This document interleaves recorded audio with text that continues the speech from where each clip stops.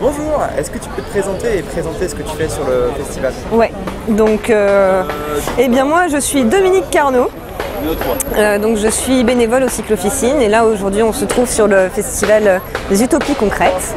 C'est un festival sur lequel on est venu parce qu'on aime bien les idées que prône le festival, que promeut le festival et que pour une fois il avait une visibilité qui était un peu plus passante on va dire que les années précédentes et c'était bien d'être là et de faire acte de présence. Après, donc les Cyclo-Officines, ce sont 3 associations. Donc il y en a une à Ivry, une à Pantin et une à Paris. Elles sont nées en juillet 2010 et le premier atelier a ouvert en février 2012. Du coup, qu'est-ce que c'est? Et ouais, c'est des ateliers d'auto-réparation. Donc quelqu'un ou quelqu'une qui a un problème avec son vélo, qui vient à l'atelier. Il adhère à l'atelier, il a la possibilité de trouver là tous les outils, les compétences, la joie de vivre qu'il lui faudra pour apprendre à réparer lui-même ou elle-même son vélo. Derrière, toutes les pièces qui sont dans l'atelier sont issues de la récupération. Donc il y a des partenariats qui sont établis avec la déchetterie de Porte des Lilas. Et donc on y récupère toutes les semaines des vélos, où on les désosse pour pièces si jamais ils ne sont pas en bon état. Et autrement, ils sont remis en état par des bénévoles. Et après mis à la vente pour augmenter l'autofinancement de l'association. Voilà. Et alors, c'est où par exemple l'atelier de Cyclo-Officine à Paris? L'atelier de Cyclo-Officine à Paris, c'est dans le 20e arrondissement, donc 2 ateliers, un rue Pierre-Bonnard du côté de la Flèche d'Or, au croisement de la rue de Bagnolet et de la rue des Pyrénées, et puis à Porte des Lilas, dans le quartier des Fougères, rue de Noisy-le-Sec. Donc celui-ci, il est plus récent, il est plus grand, et il est un peu plus original puisqu'on a tellement de place qu'on s'est lancé dans des ateliers de sérigraphie et des ateliers de soudure.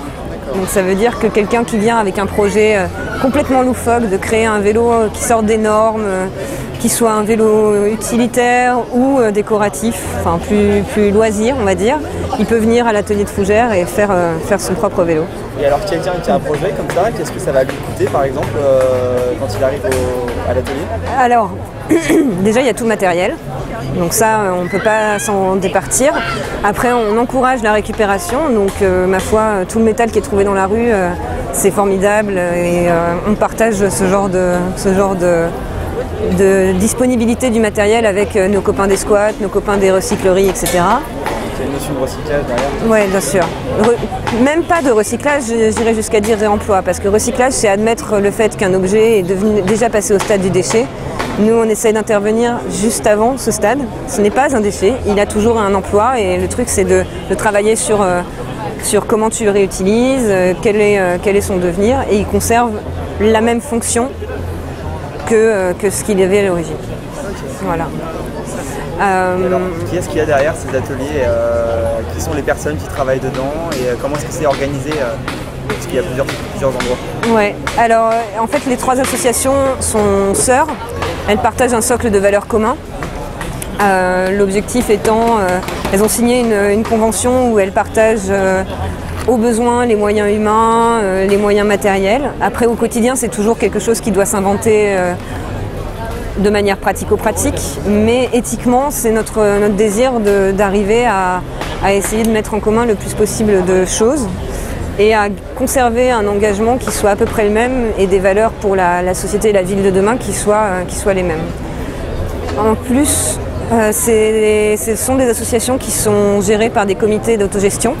Donc ça veut dire beaucoup, ça veut dire que quel que soit le statut dans l'association, que ce soit adhérent de la première heure, bénévole de la première heure, salarié, juste adhérent lambda qui a envie de rester un petit peu plus longtemps le soir où il y a la réunion de comité d'autogestion, toute personne qui est présente ou qui a une envie, une idée, a le droit de les mettre au comité d'autogestion pour donner une orientation à l'association au moment de la prise de décision. Bon après ça pose toujours des limites de savoir celui qui va parler c'est celui qui est présent et du coup c'est un peu compliqué. De toute manière, on suppose que pour qu'il y ait du mouvement, il faut qu'il y ait de la présence. Oui. Oui et non, parce que c'est pas toujours aussi simple, parce que par exemple on a bien conscience que On est encore dans une société où le soir, par exemple, les femmes ont tendance à s'occuper de leur vie de famille et du coup ont moins de disponibilité le soir où il y a des réunions d'autogestion. Et ça représente un engagement qui est un peu plus fort et c'est pas pour autant que les personnes qui n'ont pas les moyens ou n'ont pas encore réfléchi à ce genre d'engagement n'ont pas tout simplement les moyens de mettre de côté leur famille, ont moins le droit de parler que les personnes qui peuvent être présentes. Et alors vous avez des solutions pour ça? On travaille beaucoup, c'est vrai, avec des outils informatiques qu'on souhaite libres. Donc travailler avec... on a mis en place un wiki qui permet de faire un partage de connaissances et ce wiki est complètement libre pour n'importe qui ira sur le site internet, si tant est qu'il arrive à passer la barrière de l'outil informatique. C'est vrai que ça, pour le coup, on ne peut pas s'en défaire.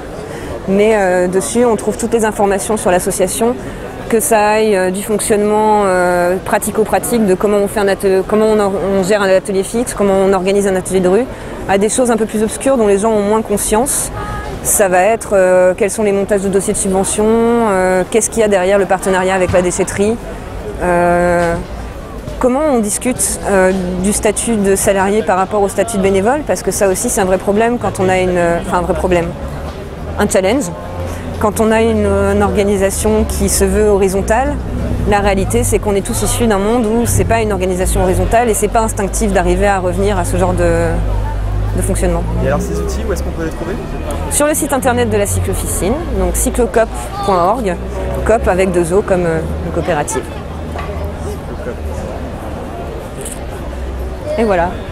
Quelque chose que tu voudrais dire sur l'atelier, sur ce que vous faites? Par exemple, qu'est-ce que vous faites sur le festival? Sur le festival, on a fait un atelier de rue. Donc, alors s'il y a un truc que je veux dire, c'est qu'il ne faut pas hésiter à bénévoler. Ça fait peur, mais il n'y a pas besoin de savoir faire de la mécanique. Il n'y a pas besoin d'avoir des masses de temps. Il n'y a pas de culpabilité à avoir sur le temps qu'on peut donner, sur ce qu'on pense savoir faire ou ne pas faire. Toutes les initiatives, ne serait-ce que de passer dire bonjour, ça fait plaisir. Et puis s'il y a des envies de faire un petit peu plus comme cet atelier, qui est un atelier bénévole où il s'agit juste de quelqu'un qui se dit moi j'ai du temps et il y a un atelier mobile qui est disponible, il suffit juste de le prendre et de venir et voilà. Donc il ne faut pas hésiter à bénévoler. Et alors pour le festival, qu'est-ce qu'on a ici? Pour le festival, c'était un atelier d'autoréparation mobile. Donc l'idée c'est 2-3 boîtes à outils, 2-3 consommables, une pompe, et puis voilà, 2-3 sourires, des flyers et c'est parti quoi. C'est parti. Bonjour. Hein? Quoi? Un vélo tout neuf? Hors de question. Jamais un vélo tout neuf. Non, pas amener un vélo tout neuf, on repart avec. Ah oui, ouais. Faut aussi admettre. Dans l'absolu. Dans l'absolu.